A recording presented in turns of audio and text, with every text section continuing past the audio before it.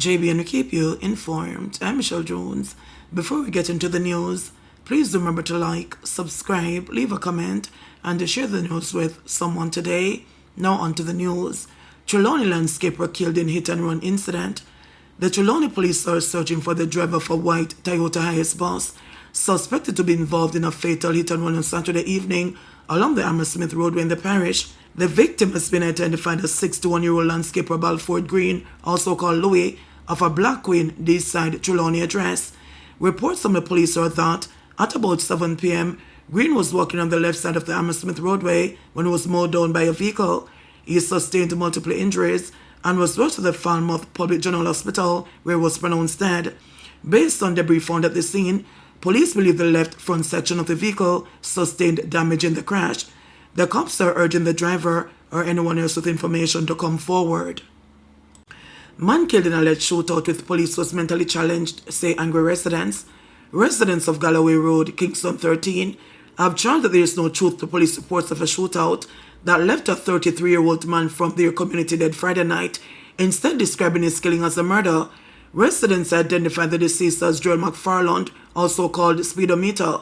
They said he was mentally challenged, a former resident of Bellevue Hospital. One shot in him head, they mash up local youth innocently. The police says a shootout, but only 3 shot fire. Them says a shootout and him find a gun. Where? Questioned the female resident, holding a bulging bag of what she said was McFarland's medication as she stood just outside his door. Joel didn't fire a shot. You can't even go on Joel a certain way. He's afraid of those things. Him don't like violence, she said, pointing to the spot where she cleaned his blood off his doorstep after the incident.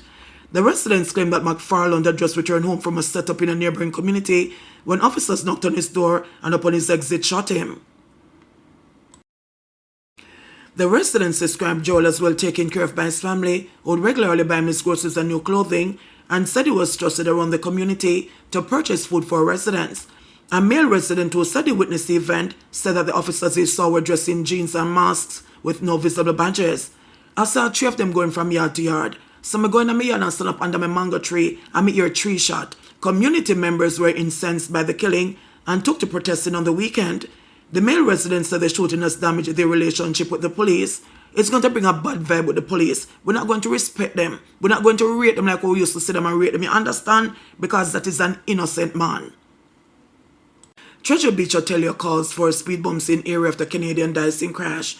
Jason Enzel, a leading hotelier in the popular South Coast community of Treasure Beach, is calling for the urgent installation of speed bumps and rumble strips in the area following a crash there, which claimed the life of a Canadian woman and left her husband hospitalized on Saturday.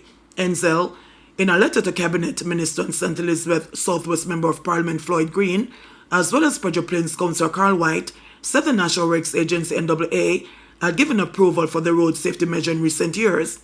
We need to get moving on the installation of these speed bumps in Treasure Beach that were approved by the NAA over 3 years ago. The area between the Sandy Bank Basic School, entrance to Sandy Bank, and the Sandy Bank Primary has proven to be a dangerous spot, the letter read in part. There was a fatal accident in this area yesterday involving a car and the 2 Canadian visitors who have been coming to the area for the past 20 years, the letter added. The Canadian woman has been identified as 65-year-old Janice Stewart.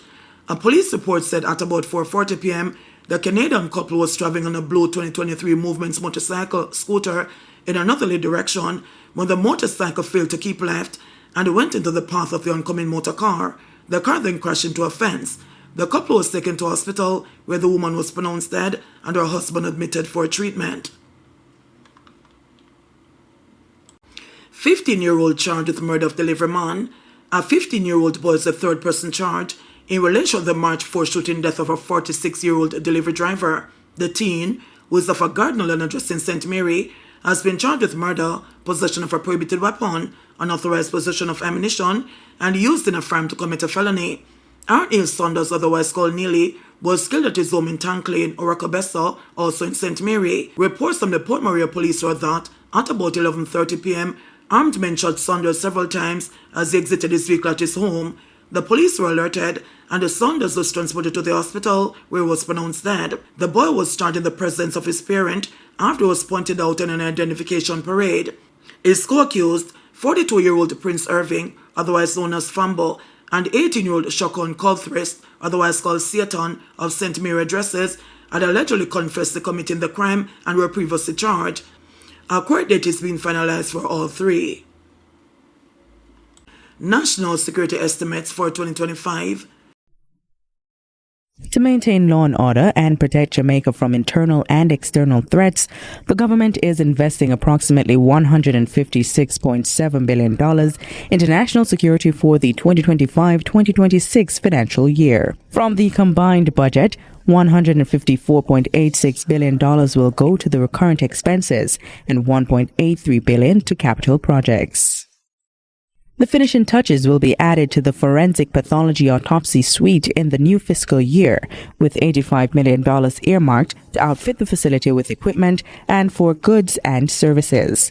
Construction was completed in 2024, and the opening is scheduled for June 2025. When commissioned into operation, the unit will increase the forensic capacity of the Jamaica Constabulary Force (JCF) and reduce the backlog of criminal and other cases. When this autopsy suite is finished, will be one of the finest forensic institutes in the Western Hemisphere and provide the best quality service that we can give.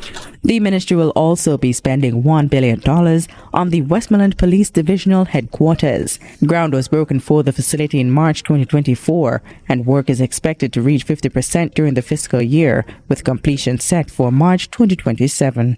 The new headquarters will further integrate state-of-the-art security technologies in alignment with e-policing initiatives. It is also expected to facilitate improved response times and interactions with citizens, as well as enhance police presence in the division to promote public order. Construction will begin on another police divisional headquarters, St. Catherine North. The modern fit-for-purpose three-story building will span approximately 43,000 square feet. This new headquarters in the St. Catherine North Division is more than just a construction project.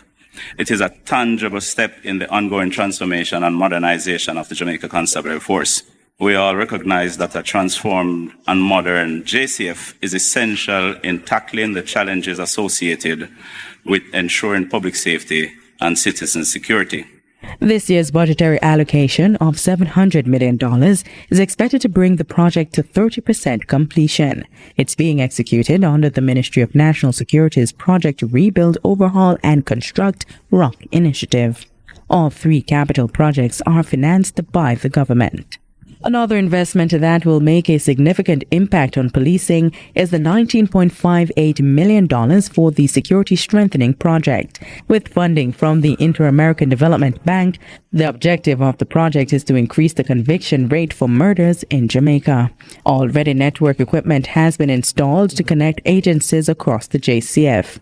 Case management and station records management systems have also been completed, as well as a jail management software. Computer equipment was also delivered to the National Police College of Jamaica.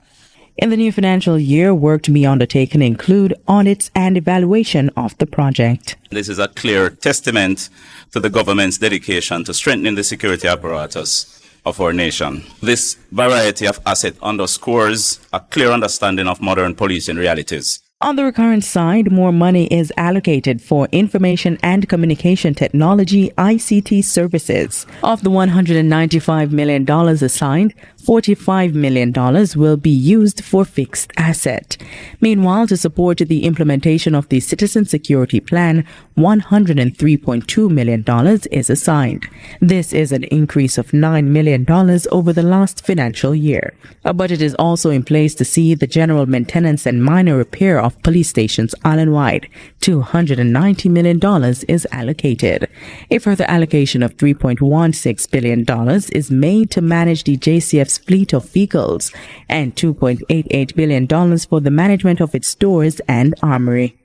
We do not take this investment lightly. We are committed to ensuring the effective management, maintenance, and utilization of these assets. When it comes to strategic policing, enforcement of road traffic safety, and crime management, the government intends to spend a combined $57.17 billion. This is an investment in our operational readiness. It is an investment in ensuring that our police officers are equipped with the right tools to serve, protect, and reassure the people in Jamaica. Border security is of equal priority for the ministry. $2.76 billion will be used to manage the flow of passengers, vessels, and crafts, as well as the granting of visas and extension of stay. This will be done through the Passport Immigration and Citizenship Agency. It is important that we maintain the security watch. The Institute of Forensic Science and Legal Medicine will spend close to $60 million in fixed assets to support its daily operations. And for laboratory services such as ballistic and DNA testing, $24.9 million will go towards fixed assets. An increase of $684 million has pushed the Department of Correctional Services DCS budget to $14.29 billion. A huge chunk, $12.58 billion, will cover operations of the adult and juvenile correctional facilities and probation services. By strategically allocating resources to cutting-edge technology, impenetrable border defenses, transformative inmate rehabilitation programs, and resilient infrastructure, the government is laying the groundwork for a safer, more secure nation. JBN will keep you informed. Please remember to subscribe, like, share, leave us a comment, and click the notification bell to receive our daily news items.